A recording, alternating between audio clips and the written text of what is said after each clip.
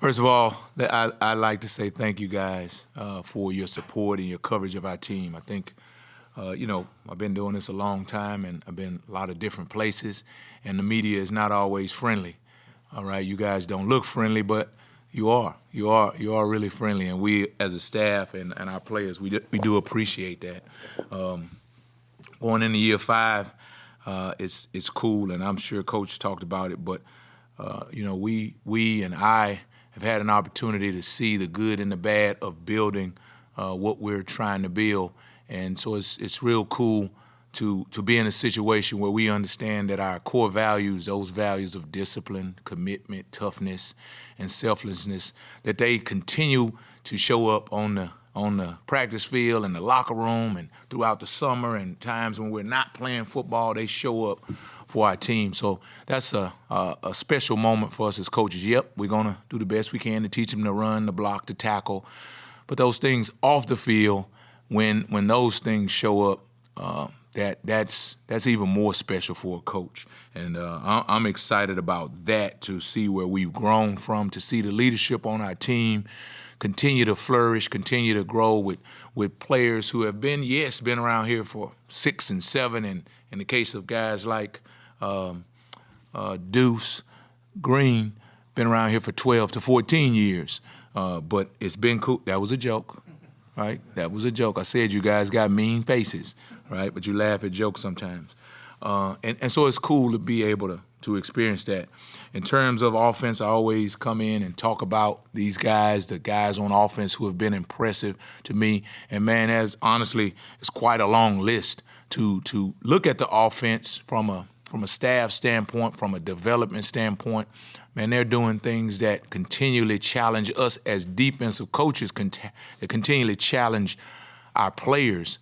And the tempo, they go fast. We can barely get lined up at times, and that's going to help us because the people that we play in our conference and even out of our conference, they'll challenge us in those ways. So that's been not cool at all to see, but great for the offense and their development. Great for the offensive players. They continually use multiple players from tight ends, positions from tight ends to running backs to, of course, receivers in the pass game. Will, as the quarterback, has done a phenomenal job, but that's who Will is, and he continues to get better every day, get better on the field as a quarterback, the leader of our team, but then off the field and in the locker room as the leader of our team. The young dude who plays that position, Avery, everybody wants to know about him. Yes, he's dynamic. He's as dynamic as I've said before, but then to watch Jacob Knuth and see him operate back there, I can see that position for years to come is going to be in good hands. The running backs, Trayshawn Ward coming over has done a really good job. We didn't necessarily get an opportunity to make contact with him throughout the spring, but here this fall camp, I've seen a lot of toughness from him. I've seen physicality. I've seen ability to be able to catch the football, and I'm excited about him. Same thing as Joe Jackson, one of the young guys playing that position. He's been very impressive to me from the defensive standpoint. The offensive the tight ends, all those guys, starting with Ben Sennett, they've been, again, I said that the offense, they use them to attack. It's not always fun, but knowing that he's on our team, it's pretty cool to watch, those tight ends excel, to perform and be a big part of the offense. The wide receivers, from Keegan Johnson to even all the way down to Sterling Lockett, they've been impressive. I've watched those guys, of course, in the spring, and you have to, handle them one-on-one. And so when you see those guys, I'm turning my pages because I don't want to forget any of them, because they'll be in my face talking about how I don't respect them. So guys like R.J. Garcia and I've watched RJ from a young player, and now he's developed, grown into a leader in that room. But Jace Brown, who is a guy who just stepped on the campus, he's been impressive. His speed, his ability to get off the press has been impressive. Trey Spivey, who is a receiver with really good size, I've seen him flash throughout fall camp, and really impressed with him. From a defensive standpoint, the defensive line man, I think that's one of our stronger units in terms of where they can develop to, where they can grow to. Cody Stufflebeam, Khalid Duke, Nate Matlack, Cheedy, those guys from a defensive end standpoint have really been electric in terms of rushing the passer. I've been impressed with them. I've been impressed with Javon Banks as one of those inside guys. Of course, Uso can block out the sun, so he's going to be a very good player for us.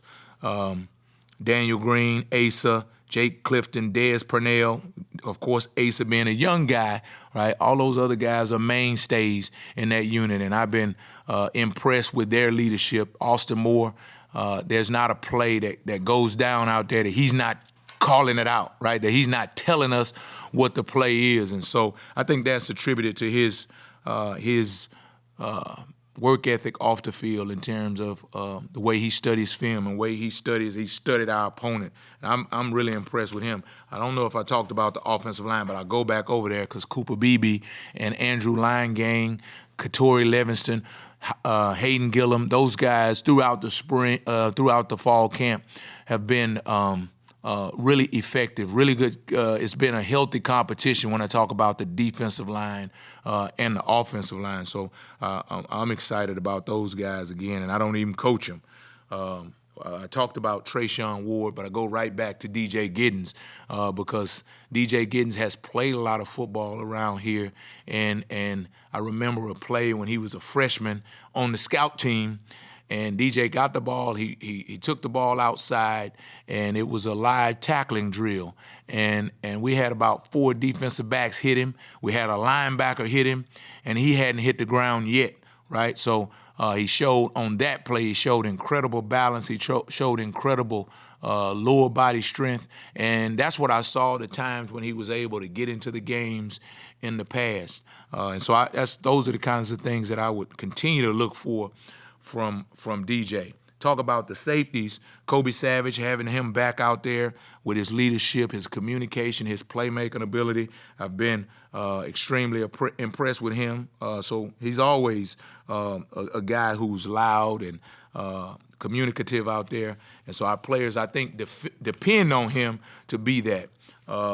Wesley Fair, VJ Payne, Kobe McAllister, of course, Marquise Siegel, have also been impressive as we've played throughout the spring. Now, when I talk about the best athletes on the field, the cornerbacks, Keenan Garber moving over, and you know, if you know the story at all about Keenan Garber, a guy who played wide receiver and then toward the latter part of the year decided it's not working out and they wanted to try something different. And he spent a few weeks on scout team and with me, an individual, trying to learn the position. And the next thing you know, the guy's in the championship game wearing a zip-up penny. We don't even know what number he was wearing. And so that was a really cool story of a guy that you know, got an opportunity and made the most of it. Justice James, this fall camp has been really impressive. He's gone and he's really worked hard to understand the scheme, to understand where exactly he needs to be. And more than anything else, it's been cool to watch him be right a whole lot of times. Because when you're a young player and you get here, you spend a lot of time getting yelled at by the coach because you're wrong, because you're not aligned the right place and you're not doing it exactly the way you're supposed to be doing it. But this fall camp, he's made a few mistakes, but this fall camp, he's really done a good job of preparing himself, and I can see it. Will Lee is a guy who came in. Tell him I'm not here, but he's come in and really locked into the scheme, and he said it on the practice field a few times that he really feels good that things are starting to slow down for him. He's a long, aggressive athlete. Reminds me a little bit of the guy we had last year. I can't think of his name, Brents. But I look for big things from him as well. Jacob Parrish, he's Jacob Parrish. And that's who he is. He's just Jacob Parrish. And that's what he's been this fall camp. It's funny when you think about Jacob that he's a freshman, you know, but At the end of the day, he's a focused athlete. He's a very competitive guy. He runs like the wind, and I'm very happy to have him. Kanizer Thomas is a young player who came in and he was prepared. A lot of times freshmen don't come in prepared to get reps. They just flying by the seat of their pants. But not this kid. He came in really prepared. He asked great questions. He's aggressive. And I'm also extremely excited to have him on the team. I've said a lot, and I'm not ready to stop talking, but I want to give you guys an opportunity to ask questions. You have a lot more to replace on the defensive side of the ball this year than offense, but where's an area on defense where you can be better than last season? Well, I think, there's quite a few areas where the frontline guys are pretty good. They're experienced, but the backups, we got to continue to develop them because they don't have the experience, but we have incredible talent and incredible athletic ability is what we're seeing. And so, the way you get better in that way is by reps. And if I had to think of a position group, then I would say it's mine. I would say that the cornerbacks, we need to have experience. I said Will Lee was an incredible athlete, but he doesn't have experience playing at K-State and playing in the Big 12. And so that's where we have to develop, especially the younger, the guys who are on the second line of defense. We have to develop them from an experience standpoint. And again, that's why fall camp is so important because they're getting an opportunity to get reps. And when you go against our offense, you don't know what you might see. And so they're getting developed in the best ways. When it comes to your position, how close are you to kind of determining a depth chart of sorts? How many days do we have before the first game? Yeah, probably I'll decide in the third quarter of that game, right? No, seriously. It's an open competition. And it's best to be that way, especially in today's world. Transfer portal. If I'm third team, my bags are packed. I'm out of here, right? And so if guys earn the opportunities to get reps, then we want to give them as many reps as we can, and we want it to be an open competition until people set themselves apart, right? And then when they set themselves apart, we want them to understand that it's still competition. And so and I think my guys understand that. Is that everyone gets an opportunity to roll with the ones, everyone gets an opportunity to roll with the twos, everyone goes to all the fields because you just never know in the Keenan Garber situation. Coach, a couple of your JUCO guys, you mentioned one already, Will Lee. Is he solid at cornerback? Does he have the versatility to move around? How do you play him? He'll move around. He'll move from left corner to right corner and then back to left corner again. And then maybe if things go right, he'll go back to right corner. He could definitely. He has the versatility to play other positions, but it would take like 7 or 8 strong weightlifters and boxers to get me to agree to that one. Or the head coach says he's moving. And Kirksey, where does he fit in the linebacker rotation? Yeah, I think, from what I've seen from Kirksey, he's definitely a big, strong, powerful athlete who runs well. And so I think he fits right in there, just like we told him in recruiting. He fits right in there with those linebackers. He's an inside player, probably best suited to be an inside. I won't say I'm Mike because I'm Mike and I will are inside guys, but he's shown incredible athleticism, the ability to be able to run. Again, just like I said about some other guys, it's just an opportunity to have experience in our system. Experience in our scheme is what he needs at this point. And who among those defensive ends are kind of rising to the top? Well, from a young guy standpoint, been really impressed with Chidi. But in terms of the mainstays in that room, Khalid Duke, he's just like Jacob Parrish. He's Khalid Duke, and he's been explosive. We use a lot of technologies to be able to monitor, be able to measure explosiveness off the ball, and he's continually been one of those guys at the top practice in and practice out.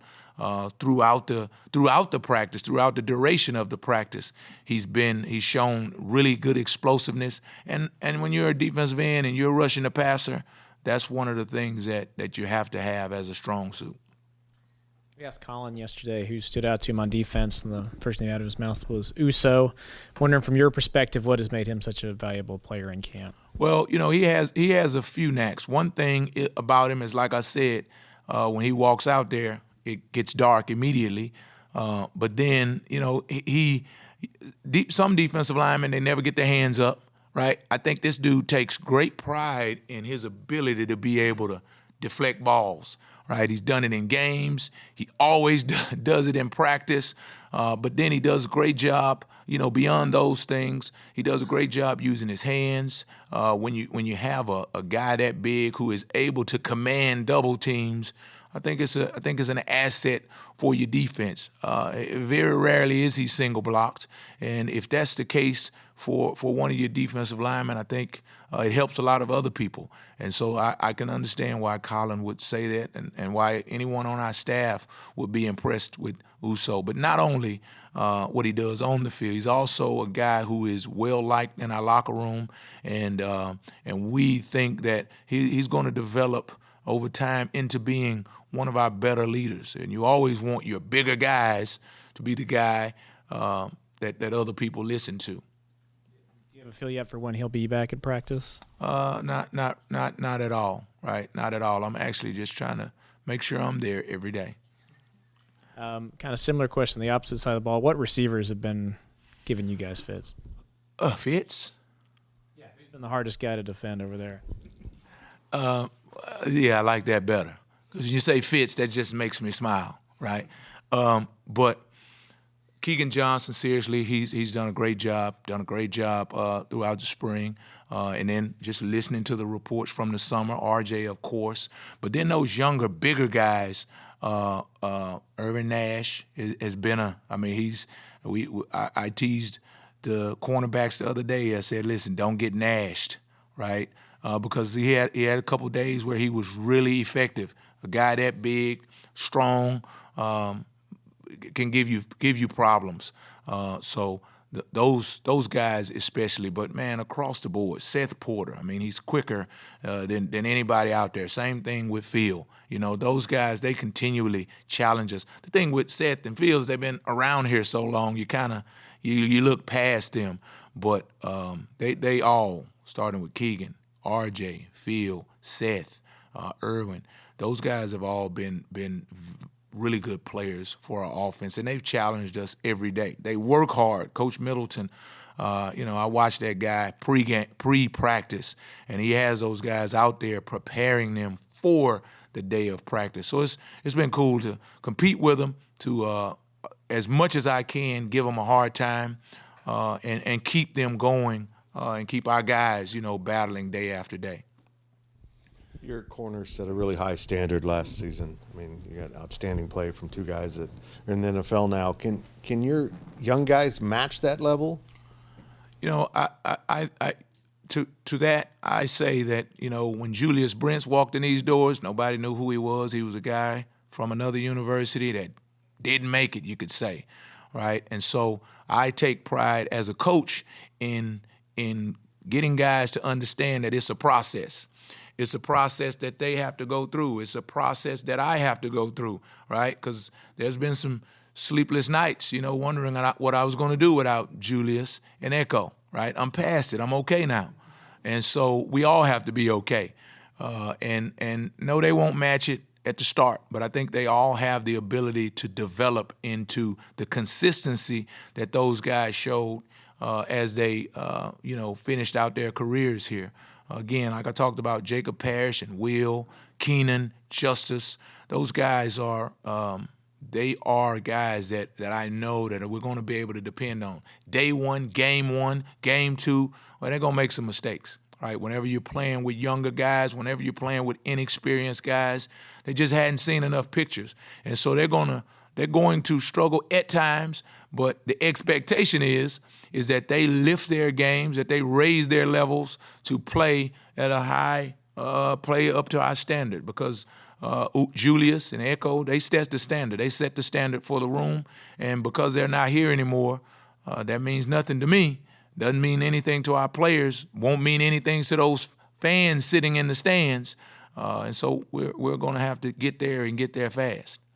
Last season started with what seemed like a really bad non-conference loss, turned out to be a really good Tulane team, and ended with a Big 12 championship. What did you learn about this program and the program's growth so far?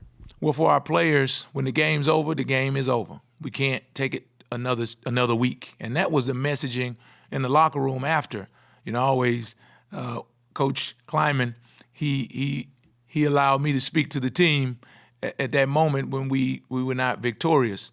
And in my head, I'm thinking, this is no fun, right? But it's important in that moment to give the right message, because that message is the message that either holds you back the next week or it can propel you into the following weeks.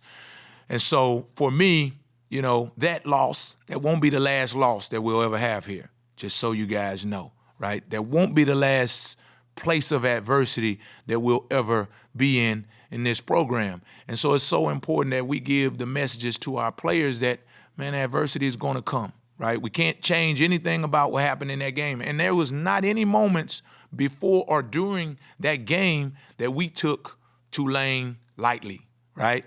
No, Tulane is a good team. They were a good team, and they played very well on that day. And we didn't play our best game, right? But Tulane played their best game. And so we as a team, we felt like we grew from that moment and had an understanding that we have to play our best game every week, because the opponent, no matter who they might be, they will always do that. Now that you've been in it for a few years now, what do you like best about the 3-3-5, and how have you seen that develop within the defense here?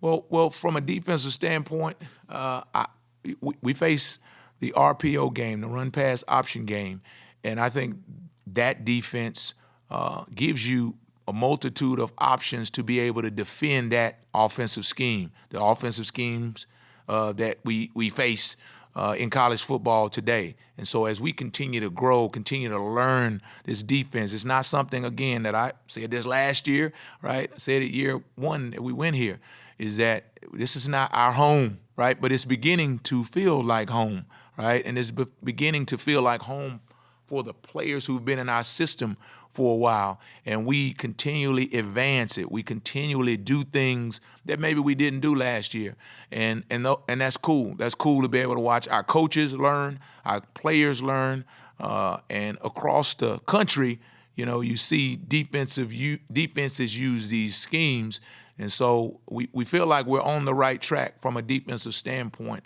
and for Joe and for the rest of our staff, it's for me to watch it all. It's just been, like I said, a cool experience to watch us grow together, and our players totally buy into the direction that we've gone. But it's been, I think, a great scheme to be able to allow us to defend the RPOs and the schemes that we are being attacked with today. After kind of getting thrown into the deep end midway through last year, what's kind of the next step that you want to see Jacob Parrish take this season? Well, I think his leadership, as he and I have had discussions, his leadership is important because he's a very good player. He's a focused player, and he competes. And I have continually talked to him about having an understanding that everyone's watching. Right, they're watching you, and there's no more lead by example, right?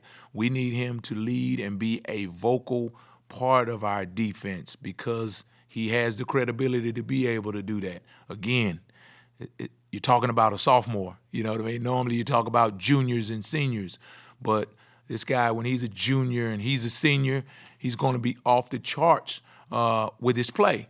And so it's one of those things where I continually, as a coach, continually push him to be a leader. He runs well. He's competitive. He understands the schemes. He communicates when he's on the field. And so from that standpoint, I just want him to continue to refine those things. But where I want him to grow the most will be in his leadership off the field and being a vocal guy to bring guys along with him. What's impressed you the most about Marquise Siegel since he's gotten on campus? He reminds me, when you talk about a guy who walks in off the campus from another university, of Josh Hayes, right? He is a personable guy. A lot of players on our team like him.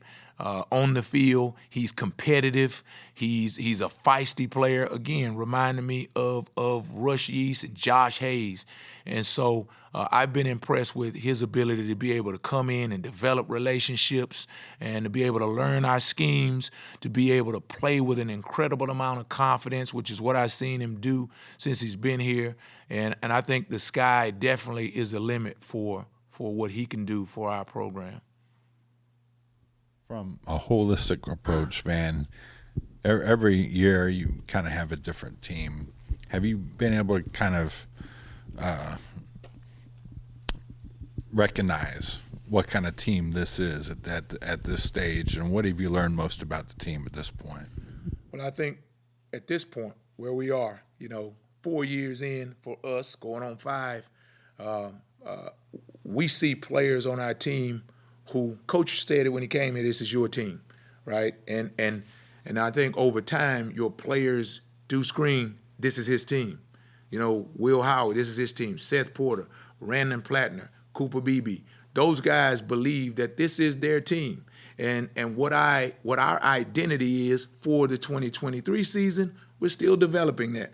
But I think it's going to be flavored in our core values. It's going to be flavored in hard working. It's going to be flavored in fundamentals. It's going to be flavored in playing hard and finishing games and finishing plays. It's going to be flavored in those type things, because those guys who I said the team belongs to, that's who they are. That's who Deuce Green is. That's who Randon Plattner is.